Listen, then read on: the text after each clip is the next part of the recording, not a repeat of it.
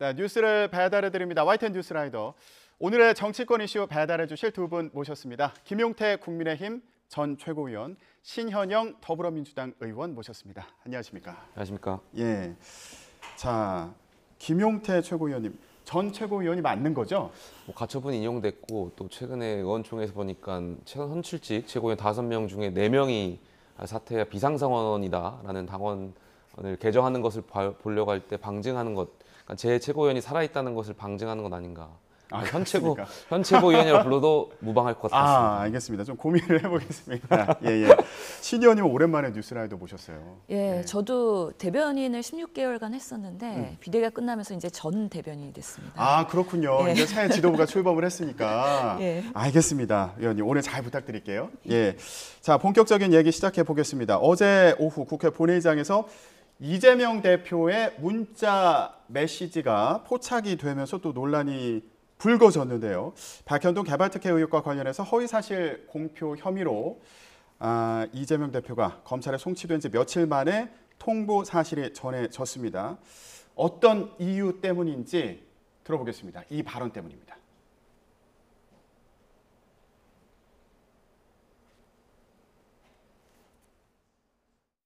지난 국감 때 초과 이익 조항을 건의한 걸 받아들이지 않았다고 했습니다. 그때 당시에 간부들 선에서 채택하지 않았다. 이게 팩트고, 제가 안 거는 이번에 언론 보도를 안 거고, 토지 용도 변경을 해가지고 분양 수익을 수천억씩 취득하는 건 성남시로서는 허용할 수 없다. 그럴 때 국토부에 저희한테 다시 이제 이렇게 압박이 왔는데, 안 해주면 직무유기 뭐 이런 걸 문제 삼겠다고 협박을 해서.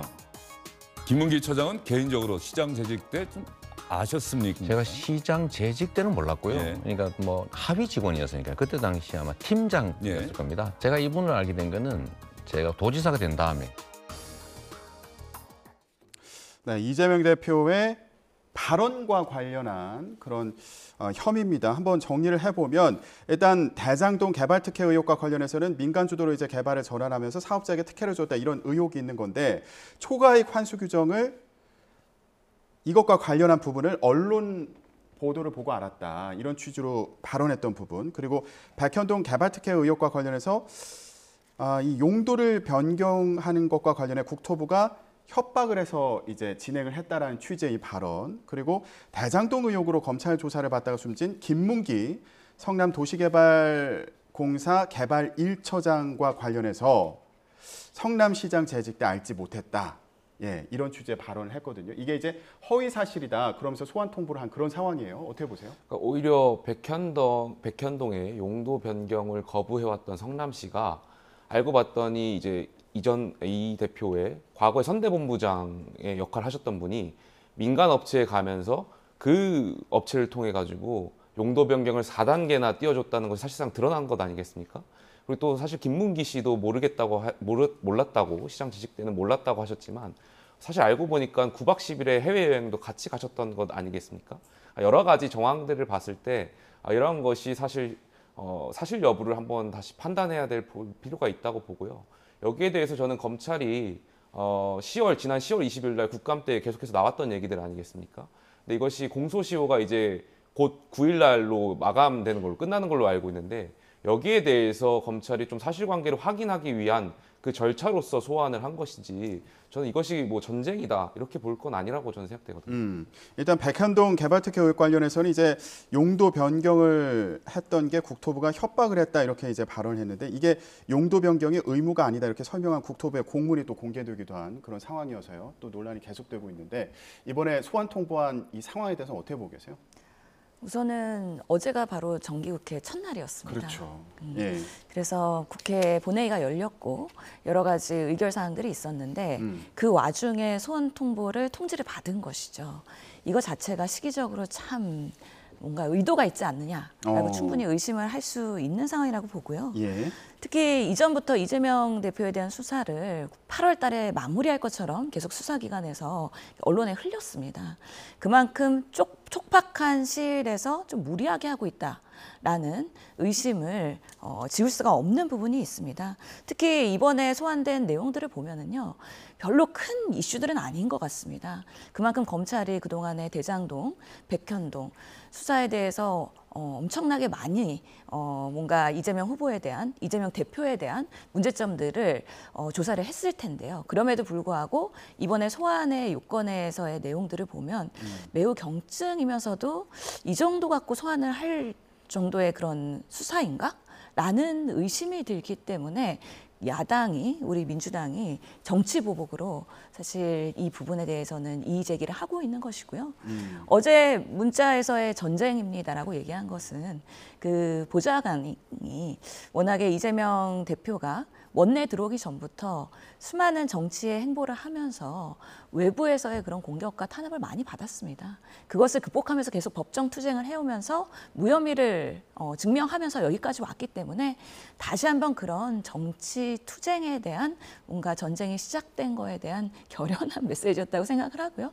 그런 면에서는 뭐 저희 야당으로서는 검찰과 경찰, 권력기관들이 과연 공정한 수사를 할 것이냐, 그리고 이 엄중하게 이 사안을 얼마나 제대로 판단할 것이냐, 이런 것들을 앞으로 추이를 보면서 대응을 해야 되지 않을까 싶습니다. 네.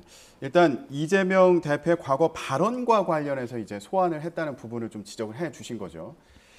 근데 전쟁입니다.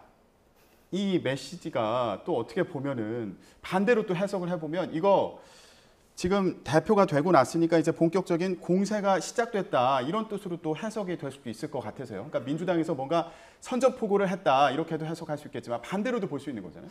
일단 저는 어제 저 문자 메시지가 공개됐잖아요. 근데 혹시 저걸 의도적으로 공개한 것 아닌가에 대한 추측도 있어요. 예. 그러니까 뭐 이재명 대표께서도 본회의장에서 핸드폰을 열면 사진을 찍힐 수 있다라는 것을 알고 계시고, 제가 알기로 그런 상황이 많았으니까. 예, 사생활 보호 필름도 붙였다고 이제 언론을 통해서 봤는데, 아, 그래요? 어제는 또 그게 아닌 것 같아가지고 혹시 이것을 이제 언론에 이게 공개를 해서 개딸들에게 좀 이런 정치적 공세라는 것을 야당을 탄압한다는 프레임을 만들려고 하셨던 것 아닌가, 거기에 대한 의구심이 좀 있고요. 네네. 글쎄 저는 이재명 의원께서 대표 전당대회를 하면서 민주당 내에서 끊임없이 이재명 대표가 된다면 사법적 리스크가 있을 수 있다라는 것은 끊임없이 민주당 내에서 제기되던 이야기들이거든요. 예. 거기에 따라서 저는 그런 리스크가 지금 발생한 것이라고 보고요. 예. 정말 이재명 의원께서 죄가 없다면 저는 이번 기회에 수사기관의 수사를 통해서 명명백백하게 국민들께 좀 죄가 없다는 것을 증명할 수 있는 기회가 될 수 있지 않을까에 대한 생각이 있습니다. 그러면 이재명 대표가 소환에 응할지 이것도 좀 궁금한 상황인데, 지금 언론 보도를 보면요.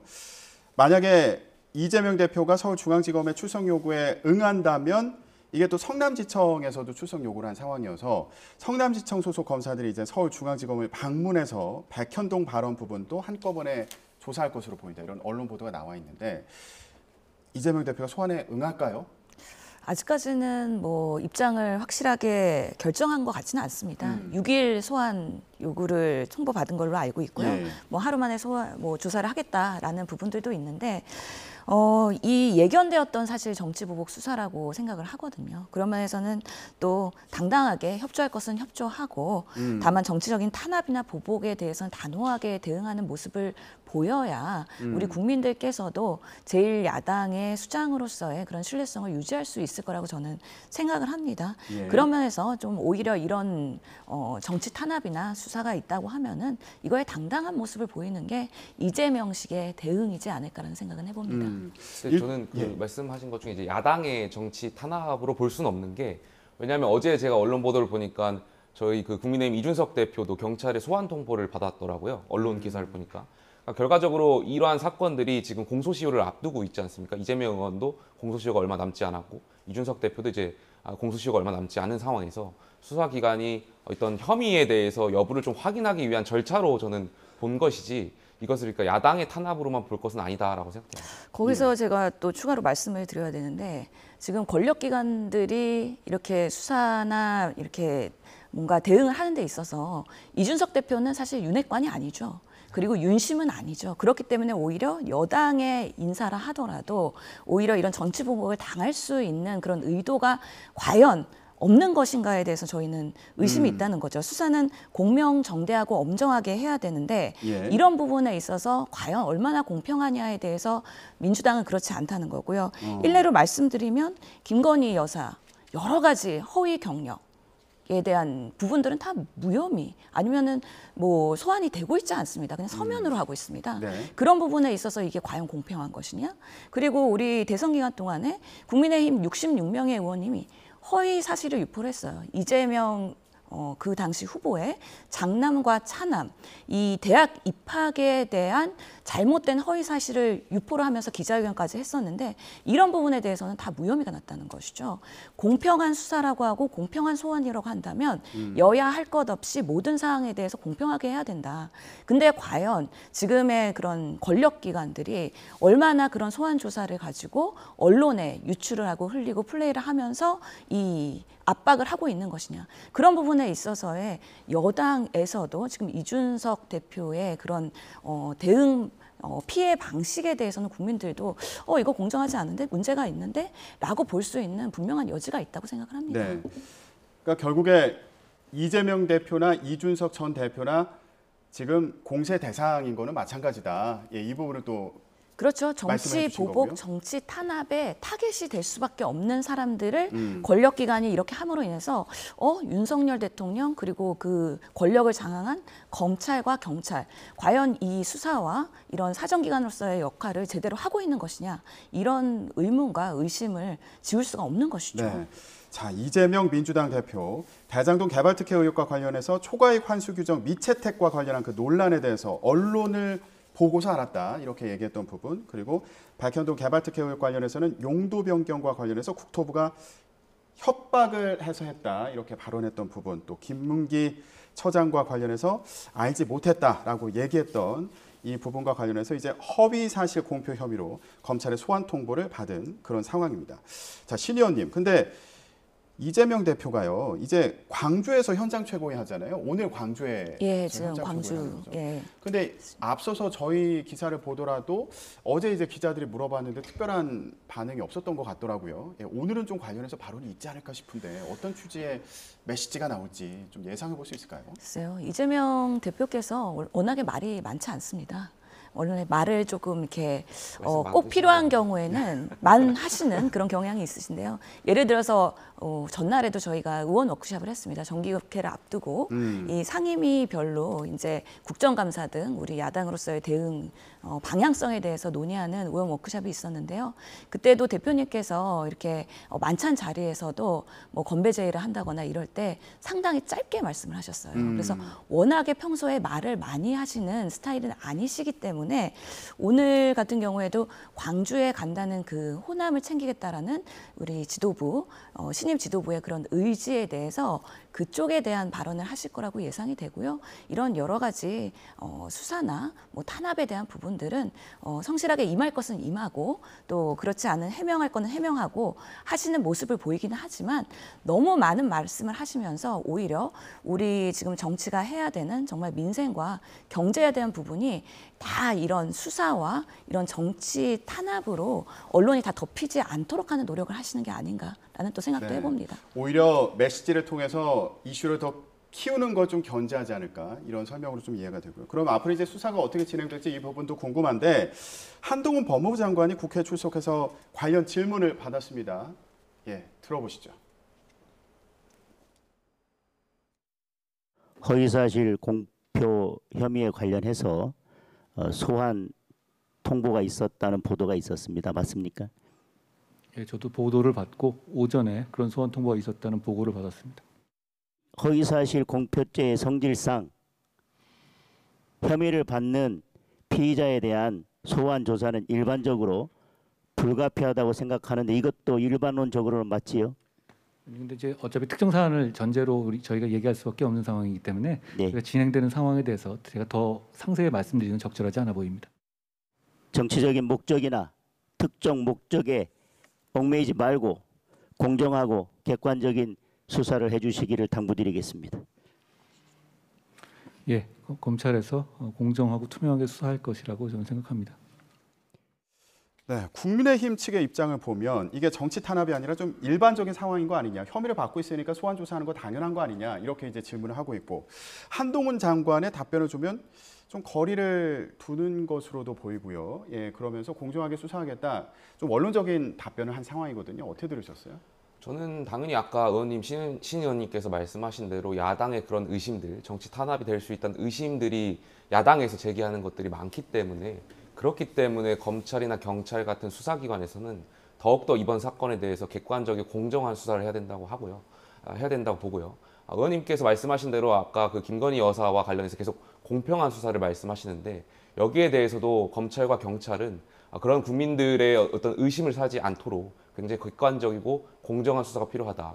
왜냐하면 많은 국민들께서 정권 교체를 하셨던 이유 중에 하나가 과거 문재인 정권에서 울산시장 하명 수사라든지 굉장히 수사기관들이 어떤 공정하지 못했던 부분들이 많았지 않습니까? 여기에 대해서 윤석열 정부는 법과 원칙을 지키고 상식적인 정치를 할 거라고 믿었고 거기에 대해서 응답하신 거기 때문에 여기에 대해서 수사기관과 사정기관들은 명백하게 또 객관적으로 수사를 임했으면 좋겠습니다. 예. 민주당에서 어떻게 대응할지 이것도 참 궁금한데 아까 간단하게 설명은 해주셨어요. 근데 지금 전망이 김건희 여사에 대한 공세가 또 강한 상황이잖아요. 민주당 내에서 김건희 여사 관련한 이제 특검을 추진하겠다 이런 의원님들도 계시고요. 그리고 김건희 방지법을 추진하겠다 이런 얘기도 있어서요. 김건희 방지법 어떤 내용이 담긴 법안이에요?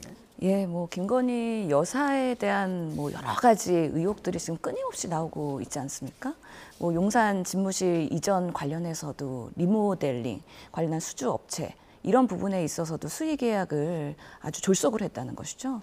그리고 여러 가지 상황에 있어서 김건희 그리고 대통령 일정에 대한 팬클럽으로 그런 일정들이 오히려 유출되는 부분들.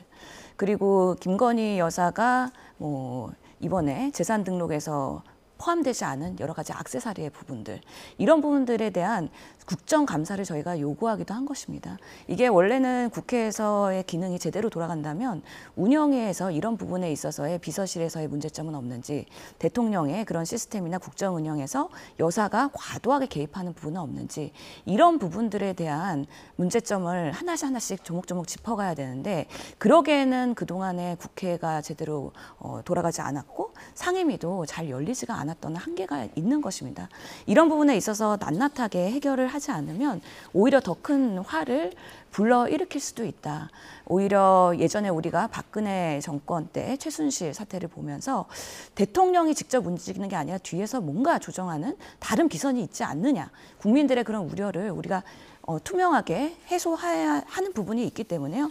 이런 부분에 있어서의 김건희 여사가 너무 과도하게 개입되고 있지 않느냐라는 부분에 대해서 전격적으로 우리가 이 대응을 해야 된다라는 부분인 거고요. 특히 김건희 여사가 예전에 대학이나 겸임교원으로 있을 때도 여러 가지 허위, 기재, 이력서에 했던 부분들 이런 부분들의 부정행위의 처벌을 좀 더 강화할 필요가 있다. 국민대에서도 박사학위 논문도 그렇고요. 허위 경력도 그렇고 이런 부분이 그냥 이슈고 공방으로만 끝나고 그거에 대한 제대로 된 대응이 안 되고 있기 때문에 이런 허위 기재나 잘못된 부분에 대해서는 방지법을 추진하면서 오히려 처벌을 강화해서 예방 조치를 더 강화할 수 있는 부분들이 필요하지 않나라는 얘기까지도 진행이 되고 있는 상황이라고 말씀드리겠습니다. 그러니까 이제 정기국회가 본격적으로 시작됐으니까 입법으로 좀 견제를 하겠다 이런 입장으로 보이는데 허위 경력 같은 부정행위에 대한 처벌을 강화하겠다. 그러면서 김건희 방지법이다 이렇게 또 이름을 붙인 상황이어서 또 거기다 김건희 여사 특검을 추진하겠다. 김건희 여사가 민주당에서 상당히 많이 거론되고 있고 그리고 새 지도부가 출범하던 날에도 김건희 여사에 대한 특검 추진 발언이 또 그 지도부 회의에서 나오기도 했거든요. 이런 공세에 대해서는 어떻게 볼 수 있을까요? 그러니까 뭐 민주당에서는 이재명 의원의 소환과 관련해서 전쟁이다라고도 표현하고 정쟁을 일삼는다라고 표현하는데 오히려 민주당이 이러한 것을 봤을 때 지금 민생을 돌보는 것이 아니라 더 정쟁을 일삼는 것 아닌가에 대한 생각이 있고요. 지금 정기국회가 시작되면서 여야 모두 민생을 강조했습니다.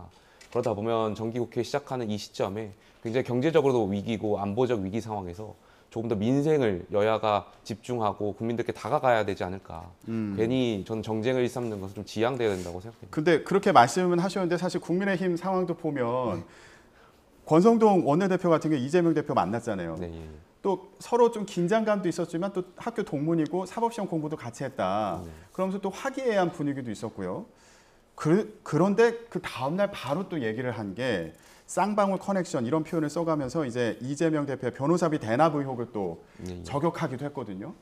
이 상황을 어떻게 보세요? 뭐 이재명 의원과 관련해서 굉장히 많은 의혹들이 있어가지고 뭐 어디서부터 말씀드려야 될지 모르겠습니다만 글쎄요, 뭐 이러한 것들이 국민들이 바라봤을 때 저는 썩 좋게 보이지 않을 거라고 보거든요. 그러니까 물론 이재명 의원과 관련해서는 여러 가지 대선 이전부터 문제가 제기된 것들이 있지 않습니까?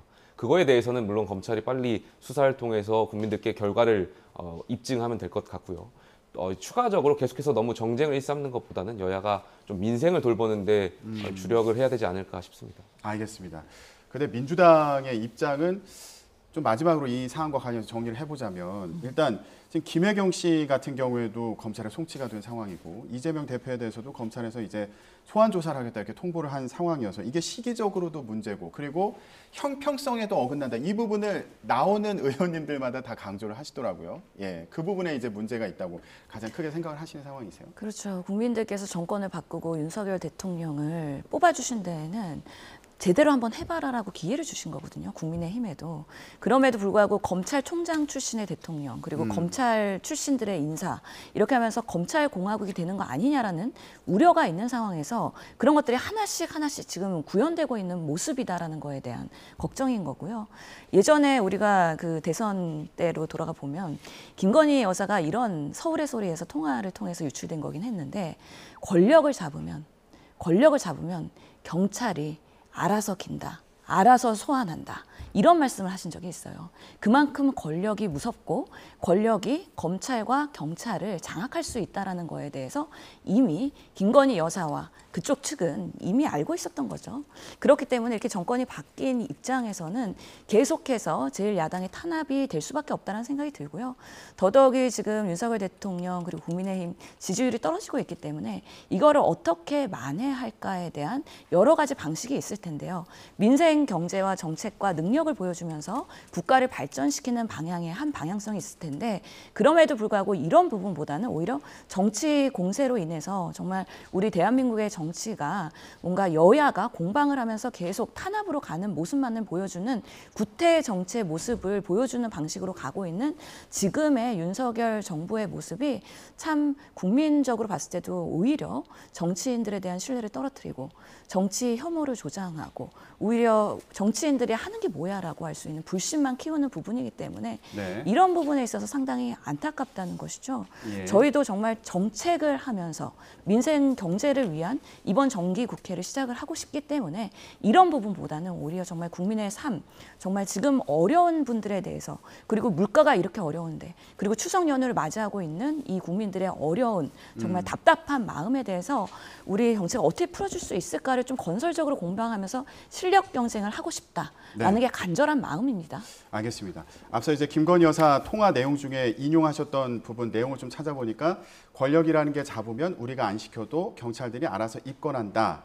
이런 발언을 했던 것으로 이제 전해졌네요. 그렇죠. 예. 경찰뿐만 아니라 검찰도 그럴 수 있다는 거죠. 예. 예. 그런 상황처럼 지금 가고 있는 거 아니냐? 예, 그런 얘기를 것들이 하시는 하나씩 구현되고 있는 거고 예상대로 가고 있는 겁니다. 참 안타까운 모습이라고 생각합니다. 알겠습니다. 이제 정기국회가 시작되는데 이 공방이 앞으로도 계속되지 않을까 싶은데 국민의힘 역시 지금 내부 상황이 굉장히 오랫동안 혼란을 겪고 있는데 이 혼란이 좀 오래 지속되지 않을까 싶어요. 이준석 전 대표가 지금 가처분 신청서를 법원에 또 제출했는데 이게 세 번째거든요. 이번 그 가처분 신청의 취지는 뭔가요? 일단 제가 한 2달 동안 여기 있으면서 민주당이 전당대회 할 때도 국민의힘 이슈가 늘 장악을 했었는데 그렇죠. 오늘은 좀 민주당 이슈를 먼저 말씀하다 보니까 예, 오늘 이슈에 약간 그 선호가 좀 전환이 바뀌었어요. 있었어요. 예. 네, 뭐 가처분은 결과적으로 이제 의총에서 저희가 선출직 최고위원이 5명 중에 4명이 사퇴하면 비상 상황이다라는 이제 자의적인 상황 규정을 한 것이죠. 이것이 그러니까 비상 상황이 초래했을 때 어떤 지도 체제가 바뀔 수가 있는 것이고 전당대회를 통해서 당원들의 총의를 모았는데 이것이 일부의 어떤 더 작은 기관인 전국위원회라든지 상임전국위원회의 판단으로 인해서 어떤 그런 당원들의 의사가 반할 수 있다. 이것을 결국에 헌법이 지향하는 당원민주주의와 반할 수 있다는 것을 문제를 삼은 것 같고요. 여기에 대해서 이제 전국위원회 개최를 효력 정지를 해달라는 이제 가처분을 신청한 것 같습니다. 네. 그러면 지금 새 비대위 구성하겠다 하면서 절차를 밟고 있는 건데 이게 중단될 가능성도 뭐 많은 법률 예. 전문가들의 이야기를 들어보면 가처분이 인용될 가능성이 매우 높다고들 말씀하시는 것 같습니다. 일단 재판부가 같은 재판부고 1차 가처분의 결정문의 요지는 법원의 판단은 비대위로 가지 말고 다시 최고위원회로 돌아가라는 것이 판단의 요지였는데 그것을 사실상 어떻게 보면 꼼수죠. 꼼수를 통해서 새로운 비대위를 가겠다고 지금 당원당규 개정하는 이 상황들을 봤을 때 법원이 같은 재판부이기 때문에 아마 가처분 인용할 가능성이 높지 않을까에 대한 이야기들이 나오고 있는 상황입니다. 예. 그렇기 때문에 만약 인용된다면 저는 당이 더 혼란으로 빠질 것 같고요. 그렇기 때문에 의원들께서 이제 남은 것이 전국위랑 상임전국위가 있지 않습니까? 상임전국위원들과 전국위원들께서 좀 현명한 판단을 해주셨으면 좋겠습니다. 어떤 판단해야 된다는 거예요? 그러니까 이 당원당규 개정안을 저는 반대해 주셨으면 좋겠고. 그럼 최고위로 돌아가야 돼요? 예. 그렇게 좀 판단해 주시는 것이 계속해서 법원의 판사의 손에 여당의 운명을 맡기는 것 자체가 저는 굉장히 불운이라고 생각되고요. 예. 저희가 정당이기 때문에 자율적으로 결정할 수 있지 않을까 생각됩니다. 네, 전 최고위원에서 이제 최고위원으로 되는 그런 상황이 이제 돼야 된다 이런 입장이신 건데, 근데 지금 이 상황을 보면요, 이게 과연 승자가 있는 싸움일까 이런 생각 들거든요. 의원님 어떻게 보고 계세요? 뭐 지지난 공방이 지속되면서 해결은 안 될 것 같다는 생각이 듭니다. 저는 그래도 국민의힘의 원외 청년 위원분들을 그래도 응원하는 입장에서 보면은 이번에 민주당에서도 전당대회 하면서 당원 당규 개정을 했습니다. 근데 국민의힘 사태를 보면서 당 대표와 그리고 최고위원 과반이 거래했을 때는 이게 비대위가 다시 세워질 수 있다라는 규정을 만들었거든요. 근데 지금 보면은 국민의힘에서는 개정을 했을 때 그냥 최고위 과반이면 4명이면 당대표를 바꿀 수도 있는 그런 당원당규의 개정인 것이잖아요. 상당히 위험할 수 있다. 최고위가 4명만 그 작당 모의를 하면 그냥 당을 다 뒤집을 수 있는 좀 위험한 개정이지 않는가라는 생각이 들고요. 지금 상황에서 이준석 전 대표는 할 수 있는 게 결국에는 뭐 가처분 소송을 하면서 최대한 할 수 있는 그런 소송 법적 대응을 할 거고요. 또 지금 보면은 SNS로 언론 정치하고 있고 또 현장에서는 당원들 모집하면서 또 세를 모으고 있는 그런 최대한 본인이 할 수 있는 노력과 다음에 다시 출마할 준비를 하고 있는 거거든요. 그런 면에서 지금 국민의힘의 이런 결정들이 비대위를 또 세우고 또 그러면서 원칙도 바꿔가면서 법원에서는 틀렸다고 함에도 불구하고 오히려 이런 초선과 재선들이 이 윤심 그리고 권심을 따라가는 이런 모습들이 결국에는 국민들께서 납득하실 수는 없을 거라고 생각을 합니다. 그런 부분에 있어서의 지지난한 계속 공방과 싸움으로 가면서 이 가처분 신청이 인용되고 또 뒤집어지고 또 다른 꼼수가 나오고 이런 국민의힘의 모습들을 권력 다툼을 하는 국민의 모습을 국민들께서는 정말 후회하면서 내가 왜 국민의힘을 지지했지? 라는 뭔가 정치에 그런 통탄을 하고 계시지 않을까라는 생각이 듭니다. 2022년 지금 9월인데 어떻게 보면 우리가 여야 할 것 없이 민주주의의 위기라고 생각됩니다. 그러니까 정당이 여야 할 것 없이 민주당이나 국민의힘이나 어떤 특정 이해관계를 위해서 특정인을 위해서 당원 당규를 지금 개정하고 있는데 이런 것들은 사실 룰의 규칙의 권위가 굉장히 떨어진 것이고요. 이건 결과적으로 민주주의의 위기라고 생각돼서 좀 여야 모두 할 것 없이 저는 굉장히 아쉽습니다. 예, 알겠습니다. 자, 어제 9월 정기국회가 이제 시작이 된 건데 여야 할 것 없이 지금 이슈가 한 번에 터진 상황이어서 민생도 잘 챙길 수 있을지 좀 지켜봐야 될 것으로 보입니다. 정치권 소식 오늘은 여기까지 하겠습니다. 김용태 전 국민의힘 최고위원, 신현영 더불어민주당 의원이었습니다. 두 분 고맙습니다. 감사합니다.